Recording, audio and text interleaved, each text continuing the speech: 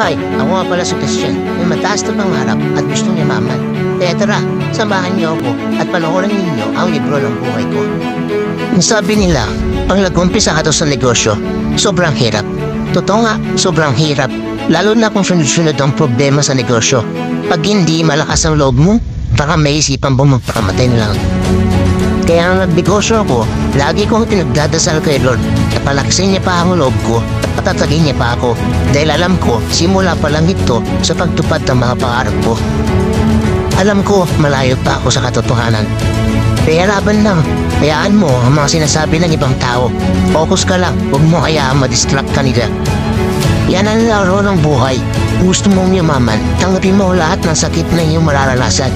Kaya manggating ba ng araw? Salamat sa panonood. Kung nagustuhan nyo ang mga videos ko, please like, comment, and share naman. Para ma-inspired ko pa kayong ikwento ang libro ng buhay ko. Hanggang sa muli, sheesh!